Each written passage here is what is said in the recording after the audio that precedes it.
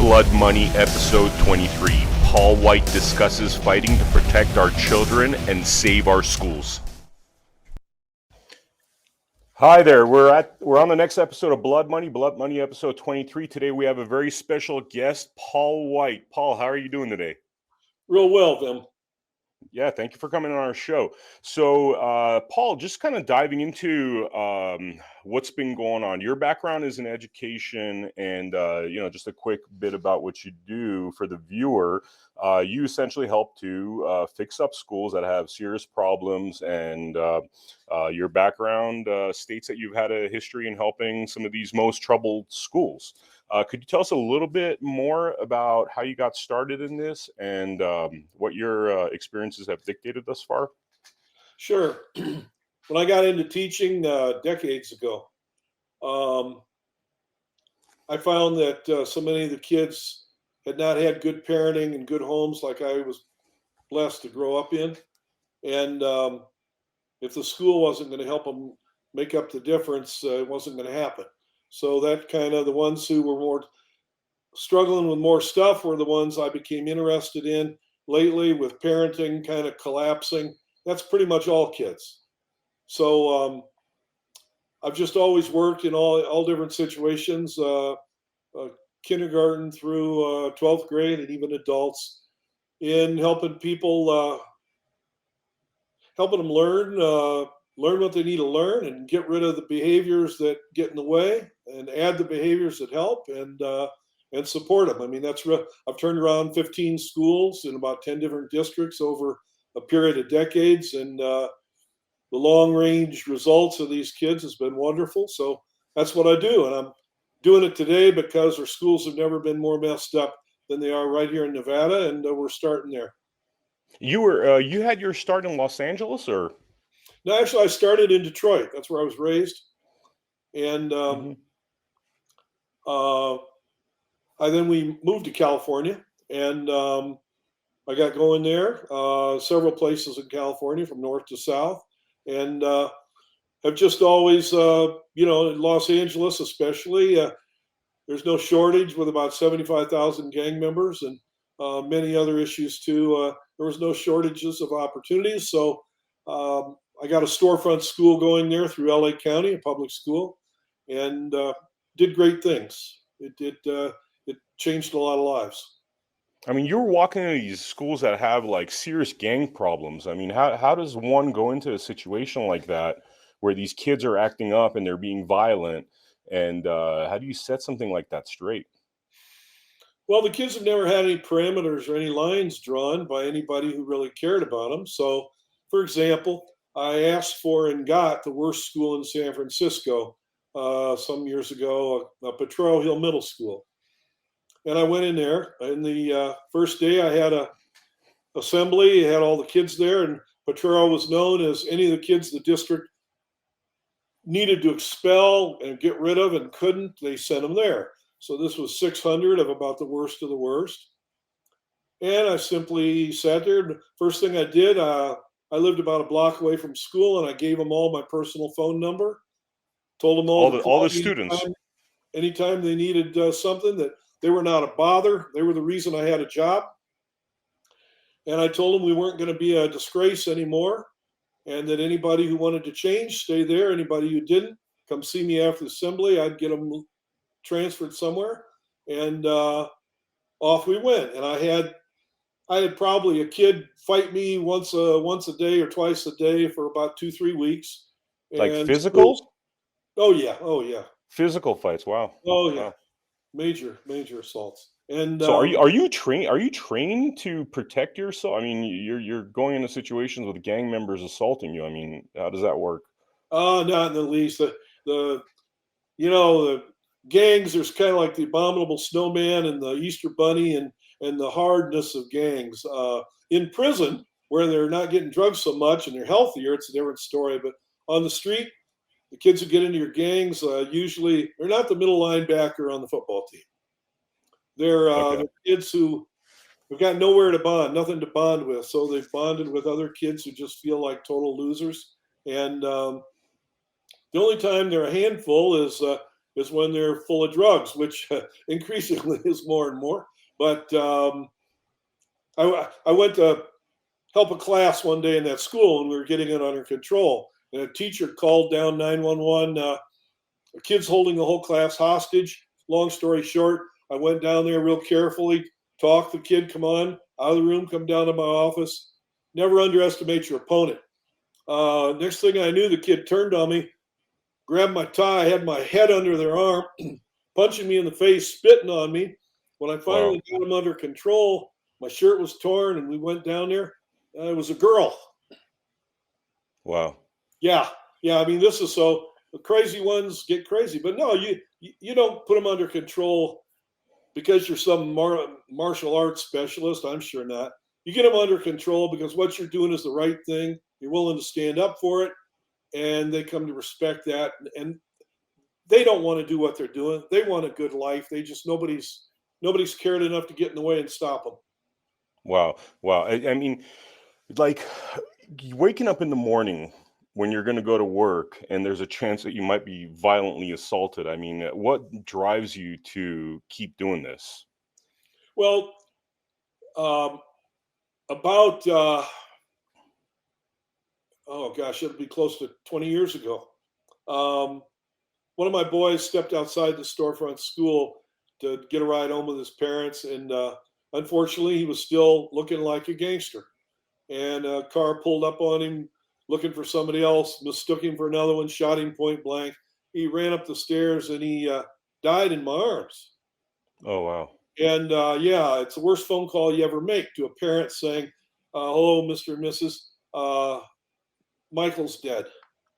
Wow. And so the TV cameras, of course, wanted to cover the shooting. And I had a sign held up with my personal phone on it. And I went on TV and I said, I was speaking to all the 75,000 gang members in LA. I wanted every one of them to call me and let me help them get them out of here before they destroy their lives.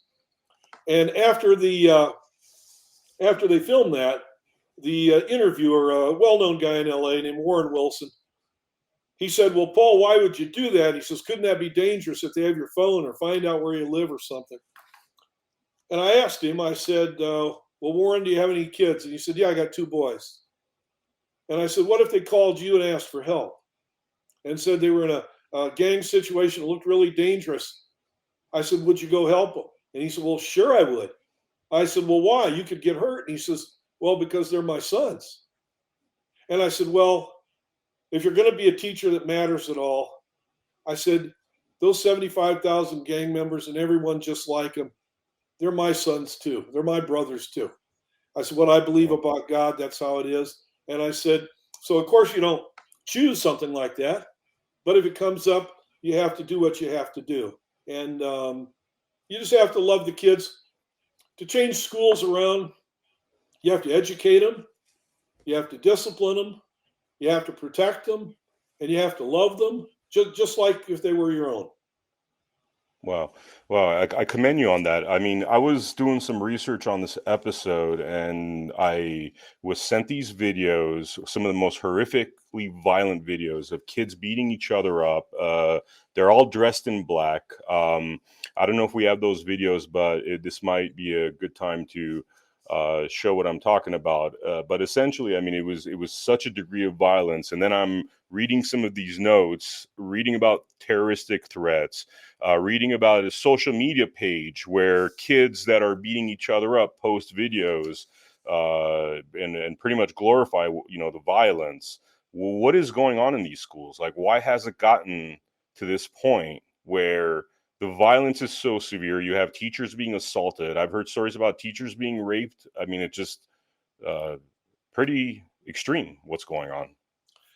Well, the situation, it's simple, Vim. It's not easy, but it's very simple. And you hear people say, like, when a horrible crime's been committed, well, who in their right mind would do that? Well, the answer is almost nobody, which is why about 90% of the crime is done by people either under the influence or people looking to get under the influence. They were fiending for it.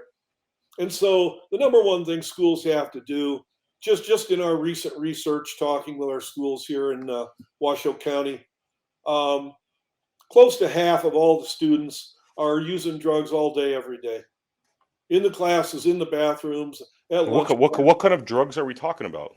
Well, if nothing else, a lot of them there, because it's easiest in school, of course, just using the vapes and on marijuana. But today's weed is not the weed of the '70s. You can get pretty nuts, totally nuts on what's available in that.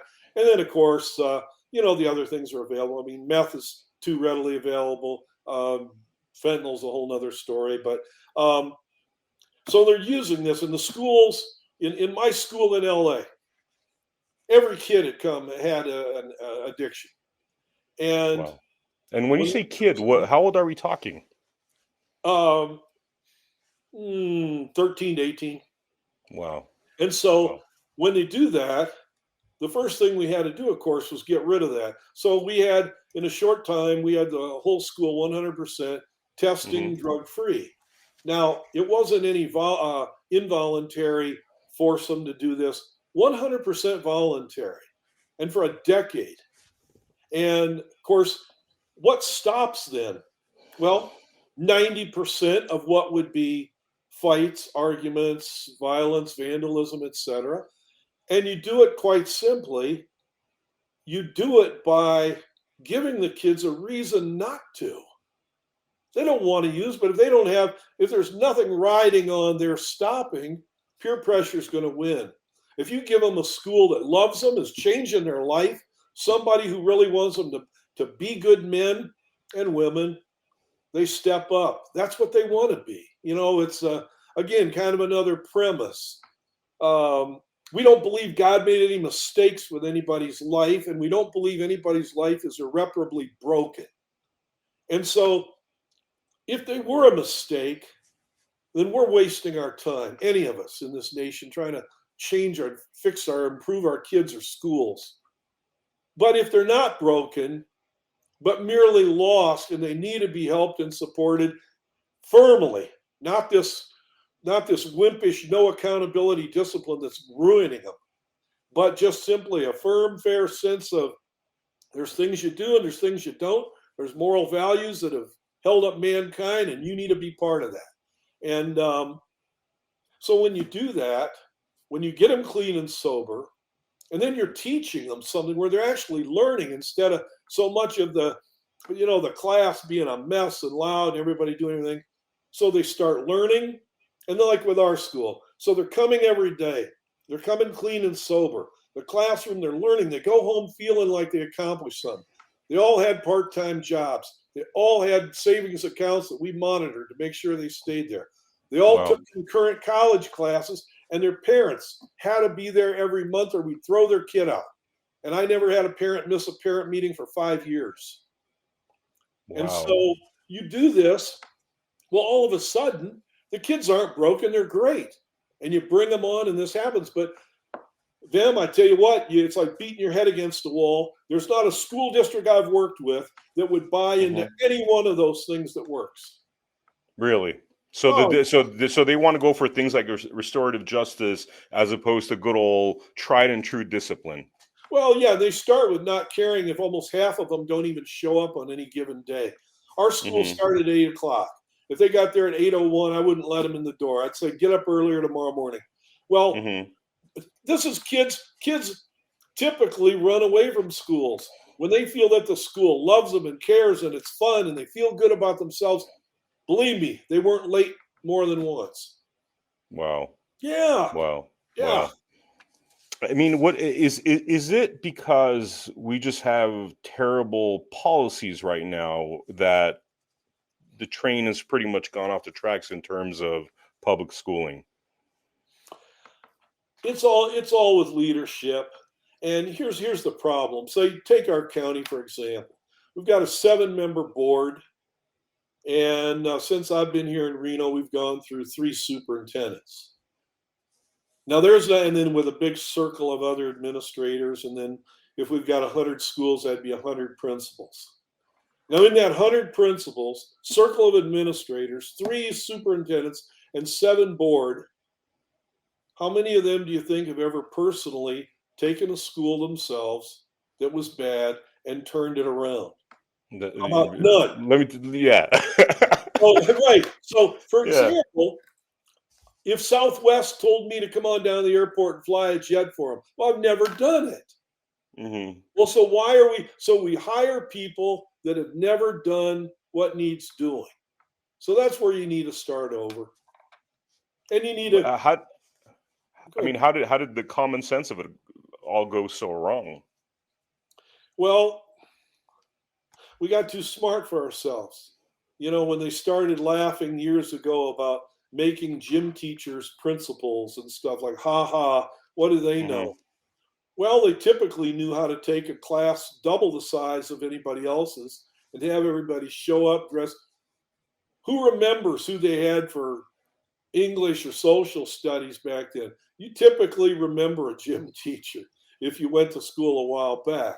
And just an example, nothing special about teaching PE. It's just that they were one of the last ones to fall and one of the ones to stand up and say, you're going to show up, you're going to be respectful, you're going to participate. Um, it's easy. I mean, it's simple. It's very simple. Here's the thing: I've offered our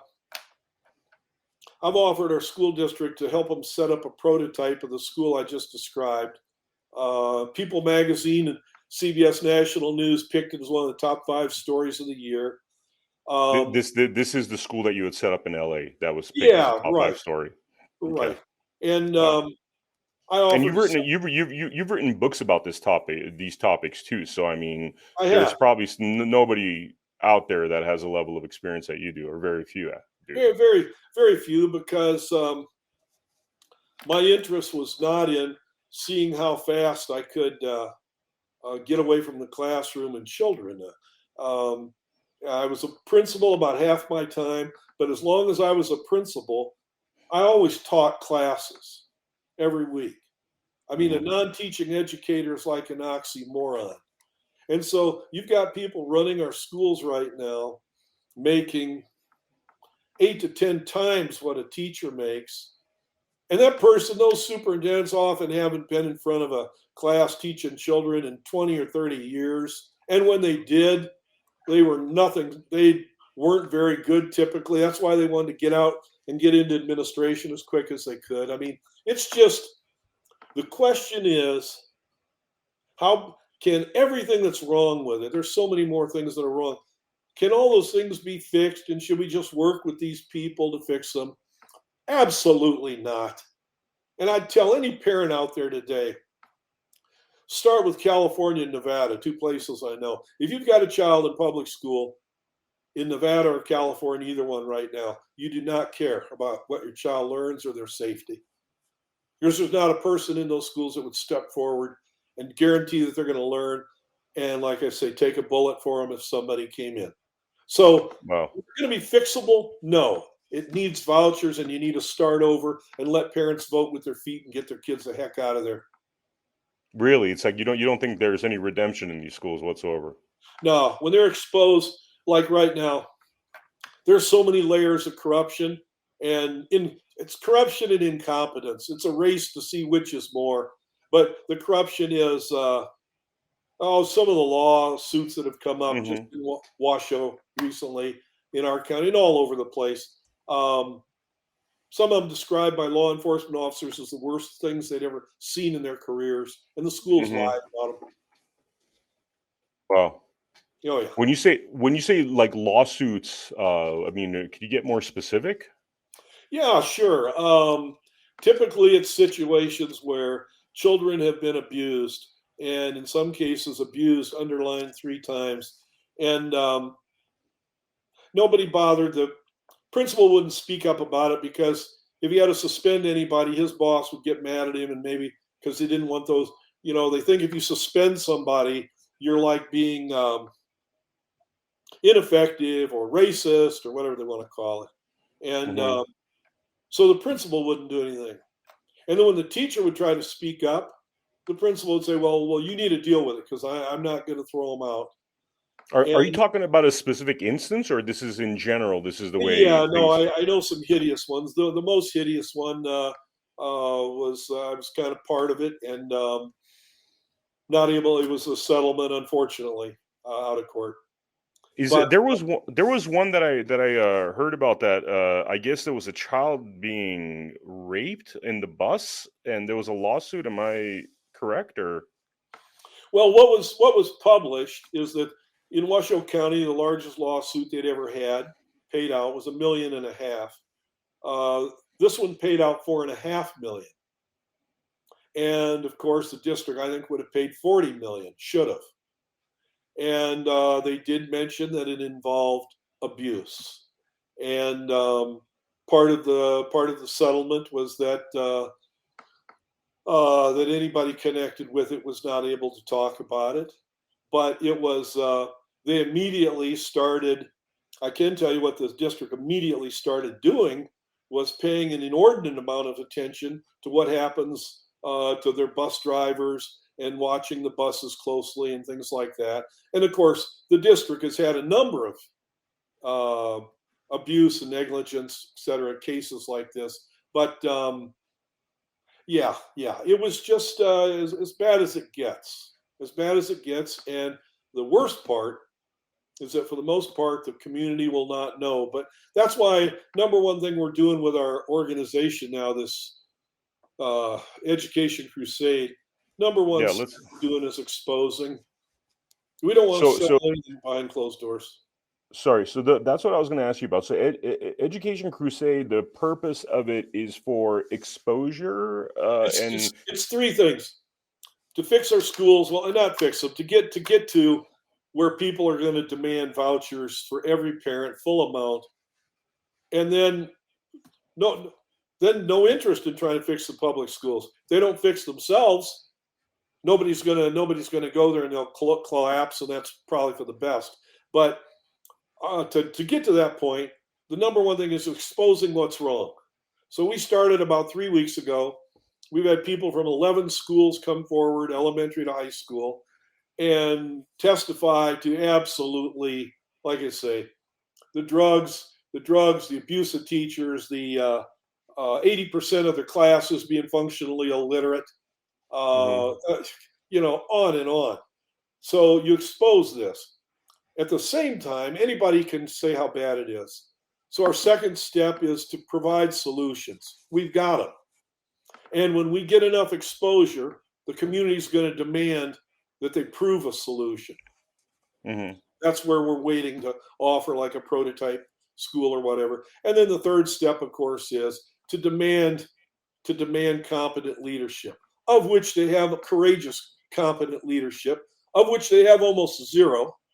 So, in other words, what's going to be, and ultimately what's going to happen, Vim, is the lawsuit that should have been done forever. It's never been done in the country, and we're going to be bringing it forward.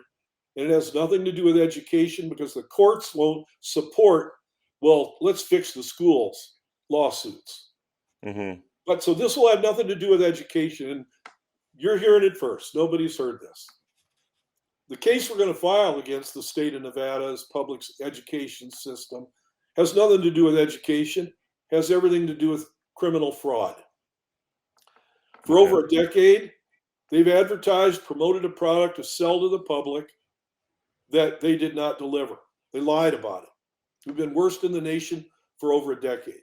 So you're saying the product is education The that they product have is not delivered the on. product just happens to be education, right? But it's And it's and and for the viewer that doesn't know, I mean, I think we're in Nevada, we're 50th in education, worst in everything, right? as the United States isn't that great. So worldwide, I No, mean, that's pretty much, I think, worst in the world would not be far worst fetched. we're worst in a nation that by itself is about 30th.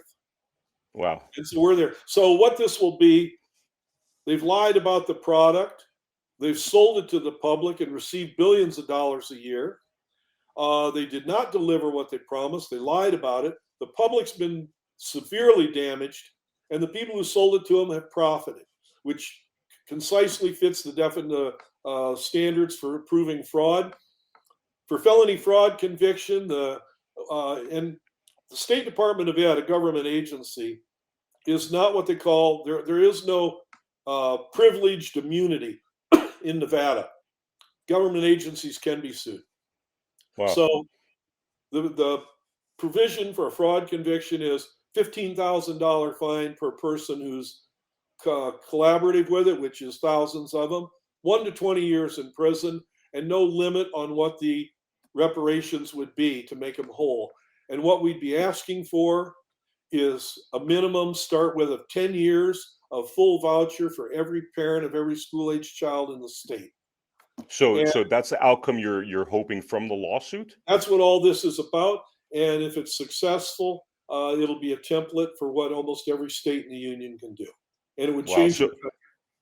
So you're simultaneously going into these schools, helping them fix them up, helping to teach teachers and children better ways. At the same time, it seems like there's a dual pronged attack, which is via lawsuits, really turning the system upside down and starting these vouchers. Well, no, I'm not going into school. They wouldn't let me in there if I paid them.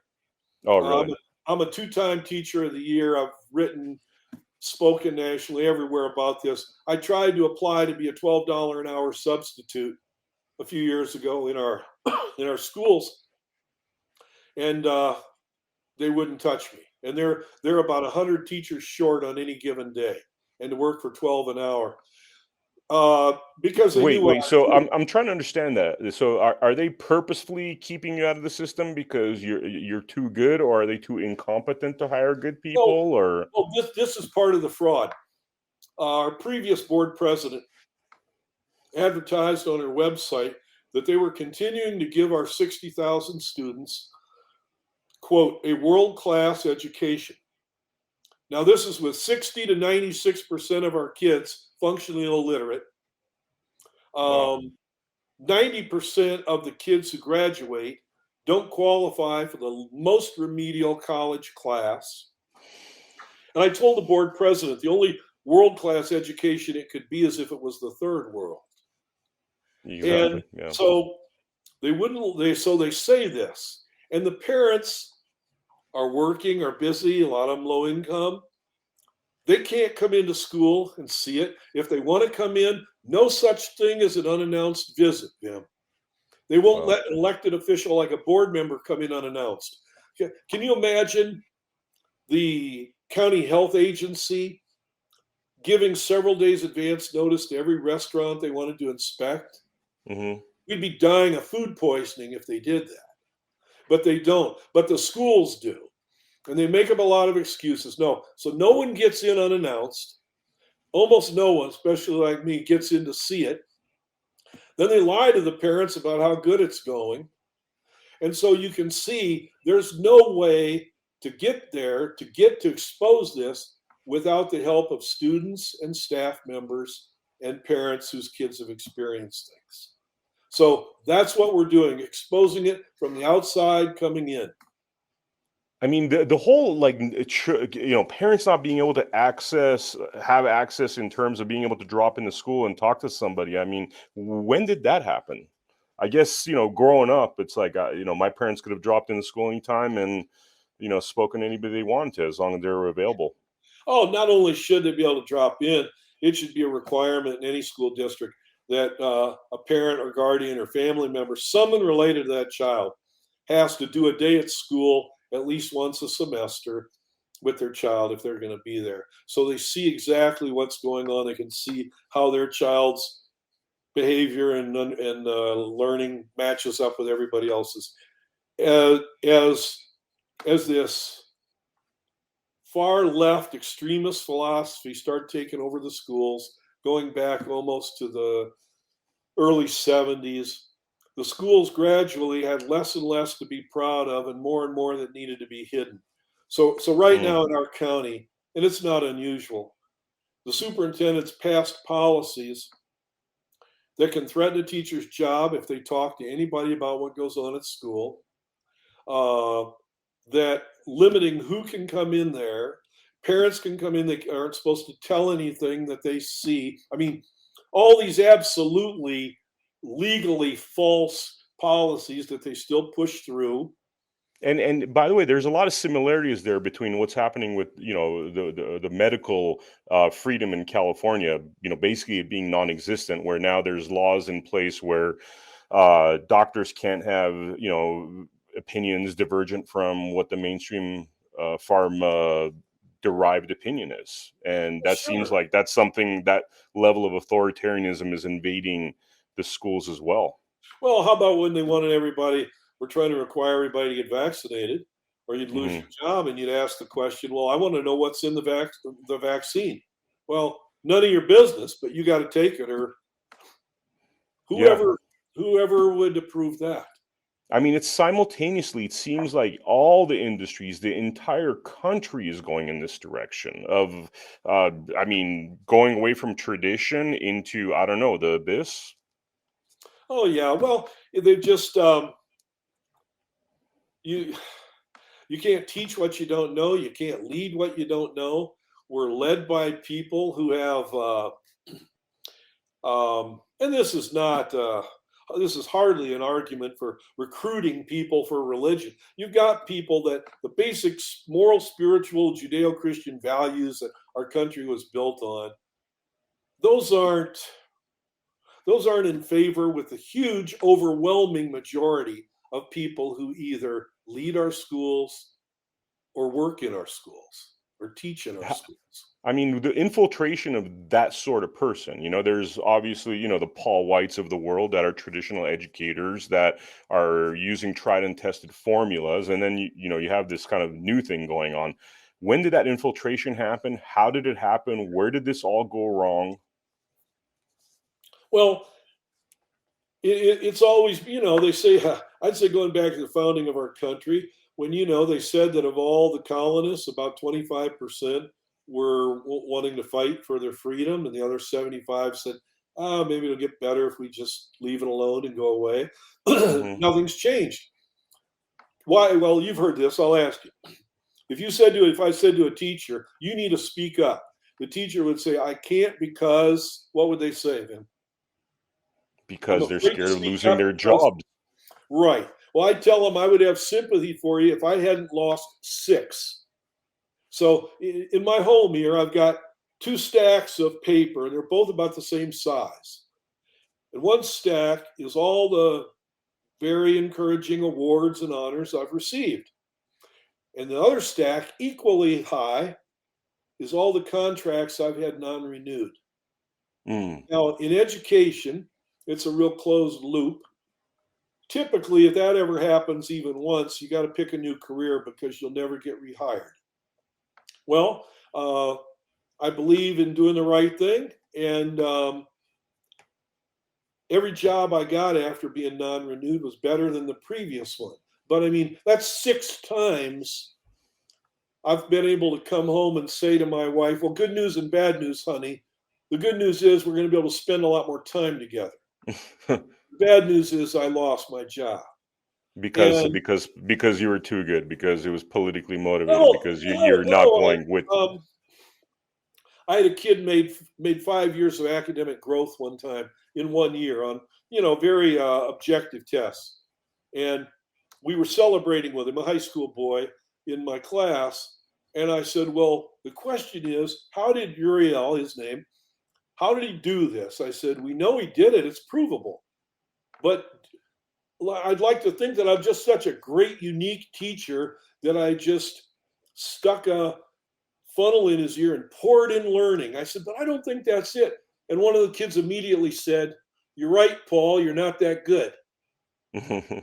And I said, "Well, if that's not the case when it happened, then how do we explain it?" And one of the kids finally said, "Well, maybe he had it in him already." And I said, "Well, what other explanation is there?"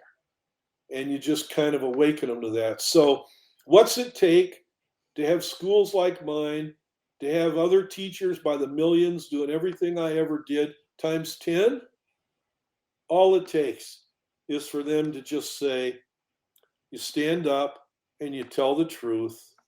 And it's not a matter of what's going to happen to you if you do. That's the wrong question to ask.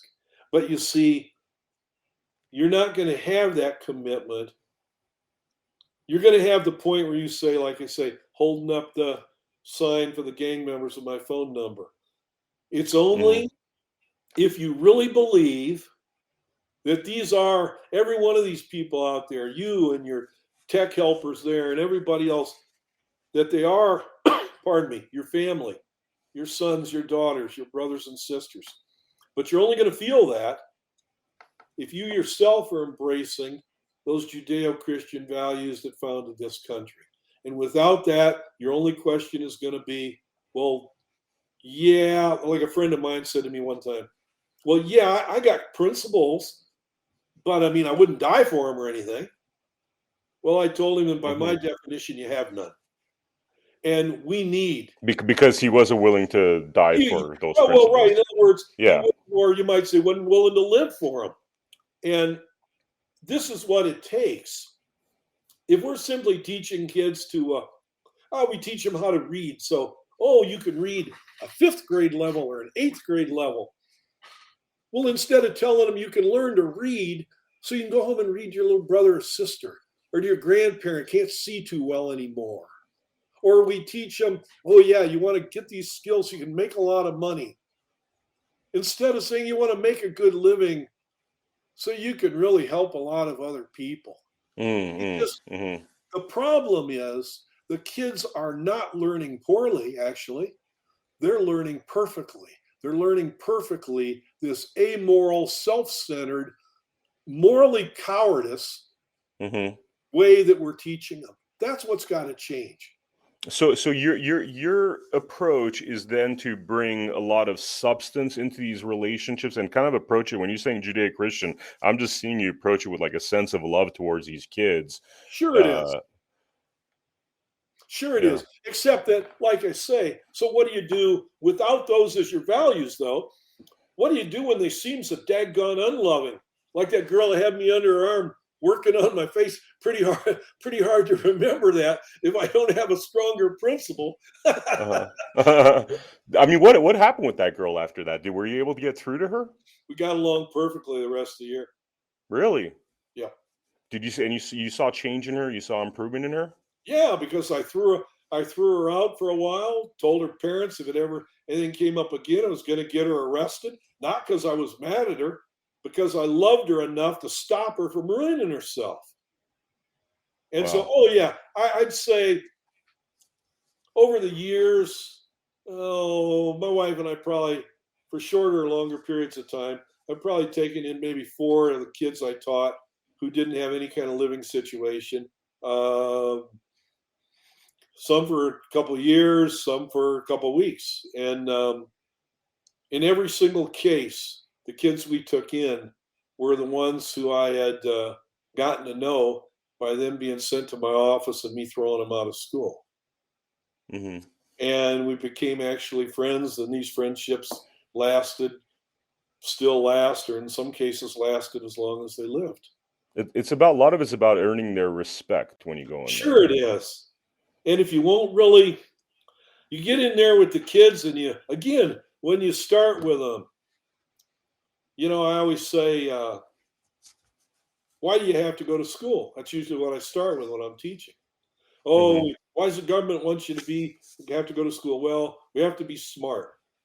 I said, no, government could care less if you're smart or not. I said, we know that as a country, if we don't have kids who have skills to live independently and the ability to take care of some of the ones, small number, but they're there, who have no way to take care of themselves, then and to voluntarily follow reasonable laws, we can't survive. And Yeah. I said, so school becomes a matter of let's learn about all the situations that need help in our nation and in the world today. And one of these is going to click with you and say, well, that looks like an interesting one to try to solve. And I said, and that's what we're going to help you plug in and connect with a career that's going to be all about that. Hmm. But they're not taught that way, though. They're not They're taught that not. way. I want to be an athlete. I want to be a rapper. Good Hmm. golly. And the teachers are not necessarily opening up their eyes, their imaginations. I mean, seems like they're pretty ineffective.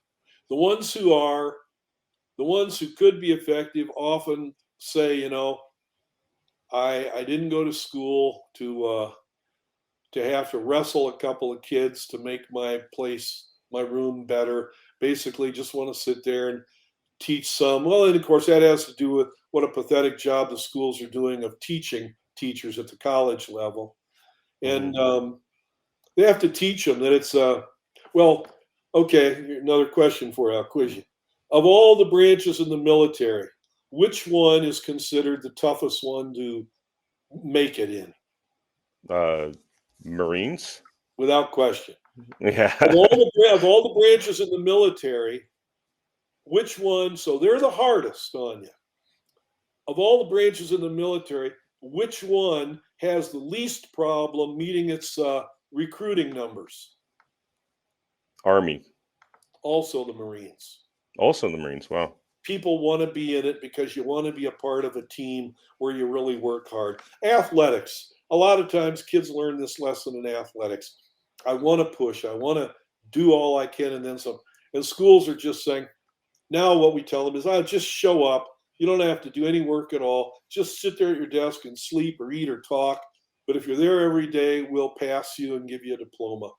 Who on earth would be anything but frustrated and no respect at all for people that act that way?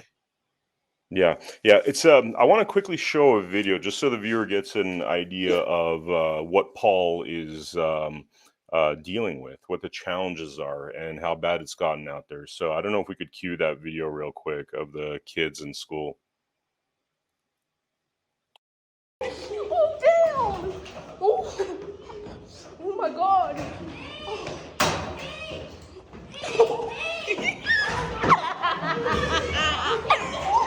Oh shit!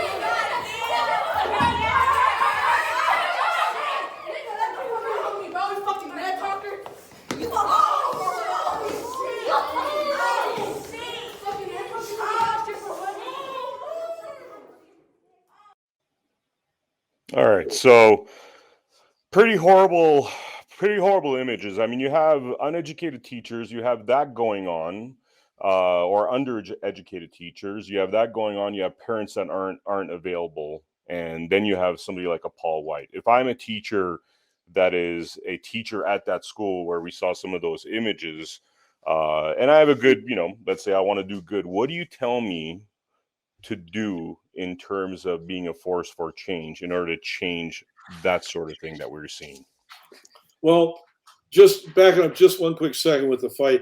The most disturbing thing in that fight is not the girls punching each other, harsh as it was. The most disturbing the laughing, Vim.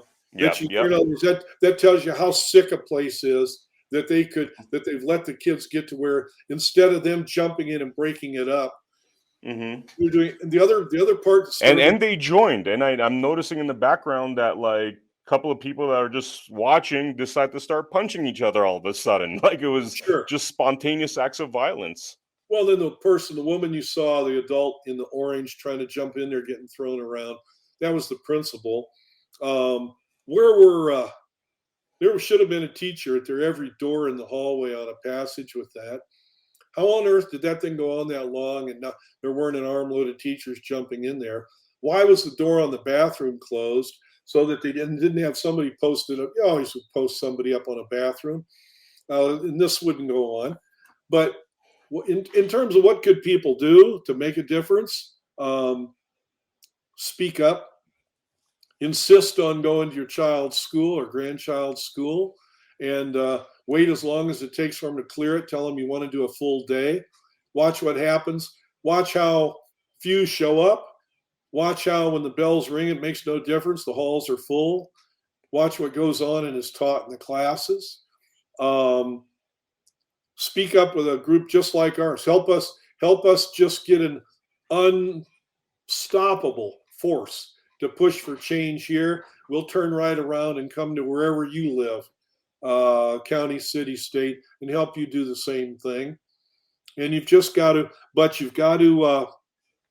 Wiesel, the Nazi hunter, had a great quote. He said, silence, you must speak up. He says, silence favors the oppressed, never the oppressor, or favors the oppressor, never the oppressed. And when we're silent, when this is going on, then we deserve what we get.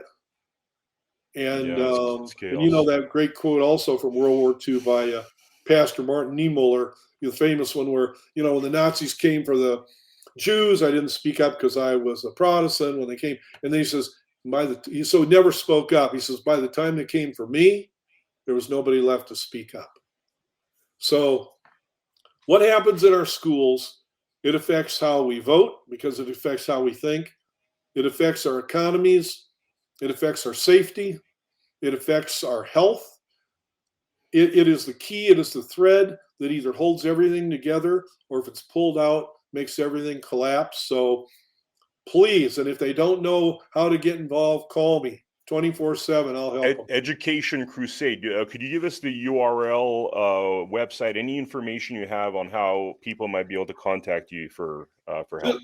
This particular incarnation is so new. We're just putting the website together, but I'd encourage any of them to call at, you can see we have a little, we're setting up our little contribution thing, but they can call me 24/7. That's area code 775, if there's any way to post it, 775-685-8200, 775-685-8200. I don't care where you live. I'll help you if they call in. I've worked with parents and kids all over the country. Now, Paul, you're in your 70s now or 60s or? Yeah, I'm 70. And you're still doing this. I mean, what gives you the energy every day? I mean, you're one of the most passionate people I've met in regards to this topic. Well, it'd be dishonest to attribute it to anything the fact, but God's blessed me, Vin. And just like he's blessing all of us, these kids, the worst kids to the richest, to the poorest, the white, the black, the whatever. And it's simply when we try to adhere to those moral, spiritual values, it's amazing how well everything else works and how these other things seem to kind of fall away when we're, and, there's a great line. And again, the Bible as literature is famous, is taught in any good school. And of course, one of the best lines, it says, if you try to make yourself happy, you never will. It says, but if you make your goal to try to help someone else, make them happy, you'll be successful. But the side effect will be, that's how you find your own joy, your own health, your own peace. And so teaching this just over the years, the thousands of kids I've worked with, there's been many of them have better lives because of that. Not one of them has had one bit of better life than it's given me by kind of just thinking about myself as little as possible. Mm-hmm. Yeah. I mean, how much longer do you see yourself doing this? Oh, go till I stop. I always tell the kids, I said, if I ever fall over on the floor and it looks like I'm gone in the classroom, I said, drag me downstairs, throw me in the dumpster, come back upstairs and keep the lesson going. I said, I don't believe life. I said, I believe life's eternal. And I said, it might take us a while to see that or understand it. But I said, don't the best way to be happy and have a great life is forget about yourself, see what you can do for somebody else. Is there anything about Education Crusade that we didn't touch upon that you'd like to talk No, about? no, it only came about really. I'd been wanting to do something similar again for a while, and had gotten into some other activities. And we'll give a shout out to Andrea here, who kind of said, "Well, here we need this, and let's do it now." And it came together in about 24 hours, and off we're going. So, and Travis also, and What's next for you guys? keep doing more exposing until Hmm. until there's just a critical mass reached where the community says we're not going to tolerate it anymore. And along the way, as we come up on any cases that are just like the one you mentioned, that horrible special ed case that was sued, as long as we come up on any of those, sue the daylights out of them. But nothing's going to change if you settled 1,000 out of court settlements. We have You have to go. You have to go the full distance. You're yeah, saying you we have can't. You almost can't settle 500. it. We have almost 500,000 kids, students Mm, just in Nevada. So if we got 1,000 out of court settlements, that wouldn't change the system. The district would just keep paying it off with our tax money, and mhm. just bottle up tighter and less transparent. So you need to do those lawsuits sometimes, but the biggest thing it needs is just to show people to say this is wrong. It's just like in East Berlin, they had enough. And one night, years later, they just come pouring out of their houses, walking toward the wall, right past the soldiers with the rifles who didn't want to shoot them, and joined them, surged across into West Germany. That was the end of the Berlin Wall. Not a shot fired. One of the least reported miracles of modern history, really. Yeah. Yeah. Wow. Well, That's Paul, what this has been. Sorry. that's what'll happen with schools, and we stay in Yeah. it till it does. Yeah. Yeah. It's got to change. I mean, it's absolute insanity what's happening. I mean, this could be a lost generation that we're looking at in front of us because of all these follies. Yeah, we can't let it happen. Yeah. Is there anything else that you'd like to mention, Paul? Just like to express my gratitude to you for your interest in this, for putting your own show together, for doing this. And without opportunities like this, I'd be kind of sitting here at my desk talking to myself. Yeah. Yeah, likewise. Gratitude to you too. I mean, this is it's amazing what you're doing, and it's amazing that you're still doing this at your. I mean, most people are retired at this age, and your passion for fixing these wrongs, speaks volumes. So thank you for doing what you're doing.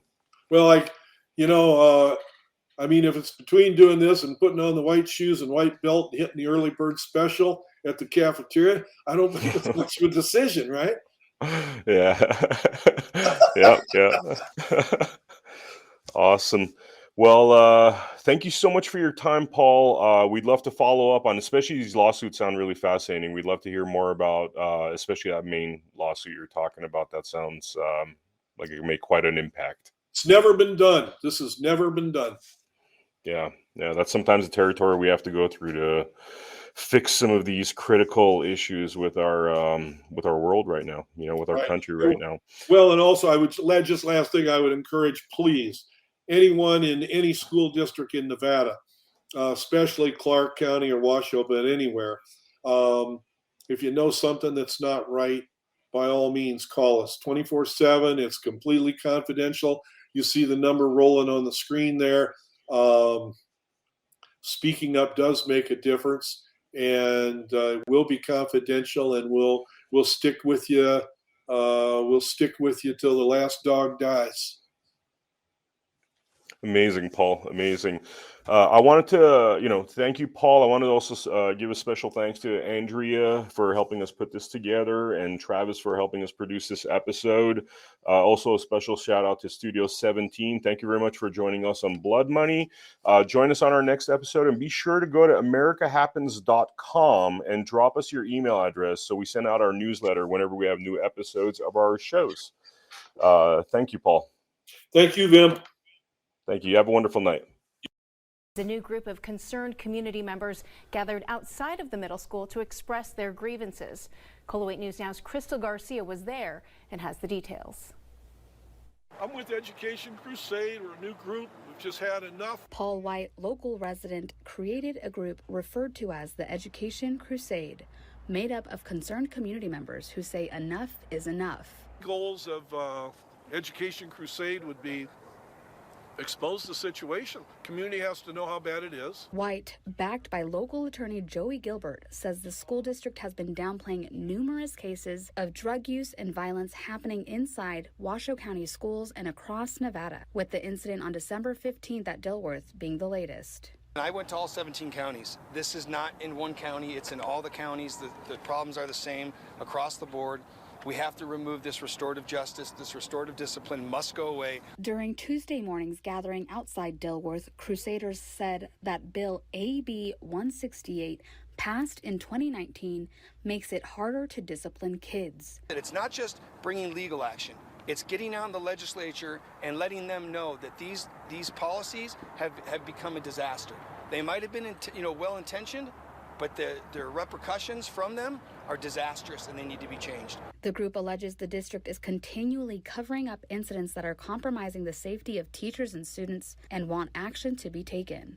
If you're a teacher, if you're a parent, if you're a student in this school system and you've been harmed physically, psychologically, mentally, sexually, you need to reach out to my office. I think it's going to take more than just the school district keeping themselves cloistered. It's going to take all of us as a community to work on these problems in our schools. It's not just a school district problem. It's a community problem. Officials with Washoe County School District declined to comment on the allegations made by the Education Crusade.